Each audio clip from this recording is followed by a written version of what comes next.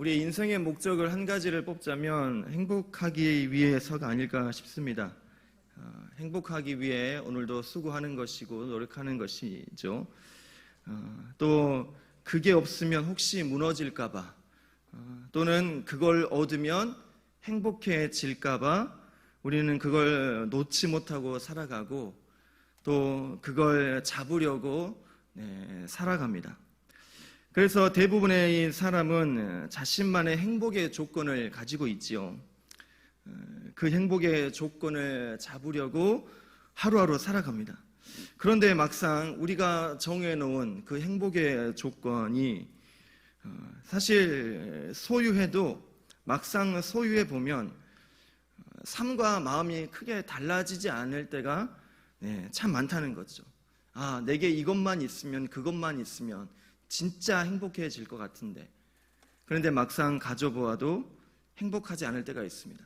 행복하더라도 그 행복이 오랫동안 가지 않습니다. 그래서 또 다른 행복의 조건을 만들어서 또 그것을 향해 우리는 달려가는 거죠. 그렇게 수년, 수십 년 우리는 행복을 쫓아 살아갑니다. 이런 반복되는 삶 속에서 커다란 행복의 조건이 없다 할지라도 우리의 행복 지수를 올릴 수 있는 유일한 방법 하나가 있다면 그것은 바로 감사라는 겁니다. 감사.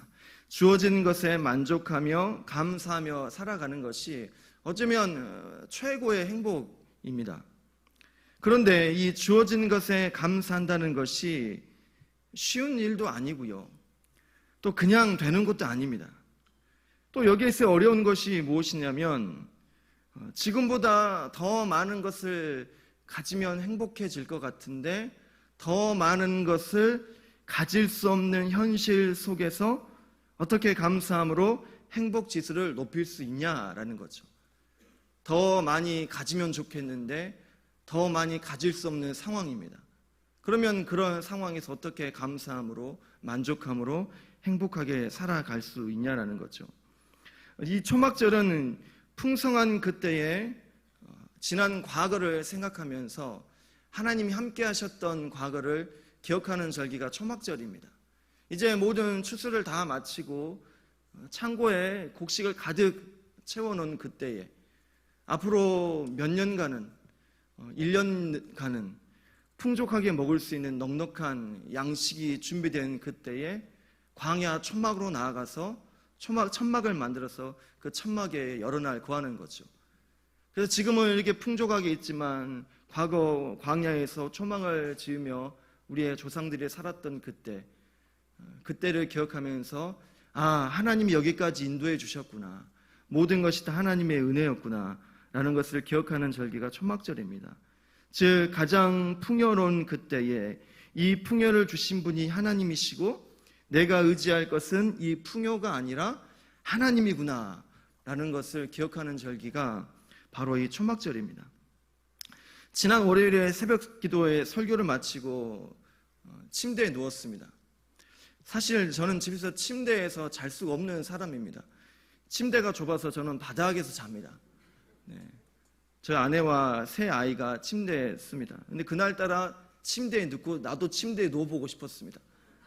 왜냐하면 새로운 이 전기장판을 침대에 깔아서 누워보고 싶었습니다. 누웠더니 이제 새벽 설교도 마쳤고요. 그날 쉬는 날이니 마음이 얼마나 편했겠습니까?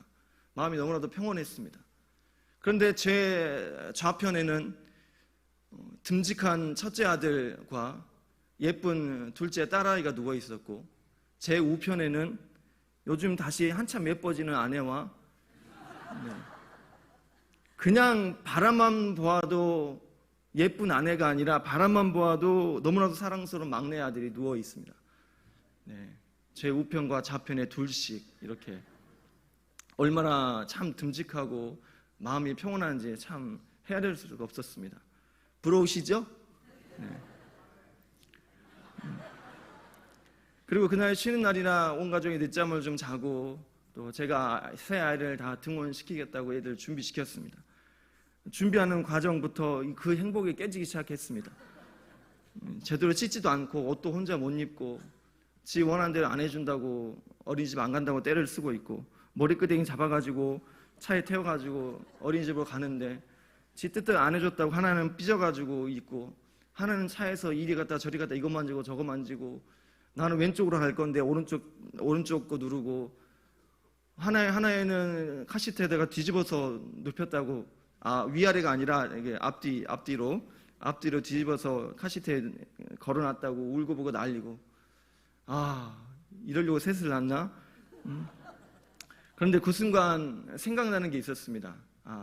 이런 상황에서도 참 참지 못하고 인내하지 못하는 나에게 하나님이 이런 자녀와 이런 가족을 주셨구나. 혼자 침대에 누워있을 때는 하나님이 생각나지 않았습니다. 혼자였던 나에게 4명의 가족이 생겼구나. 그런데 막상 어려운 순간이 되니, 어쩌면 행복할 수 없는 그 순간에 하나님이 생각나면서 하나님이 이렇게 부족한 나에게 이런 은혜를 주셨구나 라는 생각이 들었습니다. 더 가지고 싶은데 가지지 못해서 감사가 없고 행복이 없다면 여러분 이렇게 한번 해보십시오. 지금에 있는 것을 더 비우십시오. 지갑을 더 비우시고, 살림을 더 비우시고, 집을 줄이십시오. 그래서 저를 주십시오. 더 가난하고 어려웠을 때 그때를 잠깐이라도 돌아보시고, 잠깐이라도 그때로 다시 한번 돌아가 보면 지금의 내가 얼마나 감사하게 잘 살고 있고 하나님이 얼마나 나에게 많은 것을 주셨는지 그때서야 우리가 생각할 수 있다는 것이죠. 요즘 많이 안 예뻐 보이시나요? 여러분 스스로를 보게 과거의 사진을 좀 보십시오. 그러면 많이 예뻐지신 걸 확인할 겁니다. 집이 좀 좁게 느껴지시나요? 가난하다고 느껴지시나요? 예전을 생각해 보십시오. 신앙생활에 대한 회의감이 드시나요? 하나님을 몰랐던 그때를 다시 한번 생각해 보십시오. 하나님이 없는 삶 가운데 늘 낙심과 좌절과 어떻게 살아야 될지 고민하고 있던 그때를 생각해 보십시오. 그러면 지금이 얼마나 행복하고 지금이 얼마나 감사한지 느끼실 수 있을 겁니다. 진짜 행복은 행복할 수 없는 상황에서 만족하며 감사함을 느끼는 것, 그것이 진짜 행복이라는 것이죠.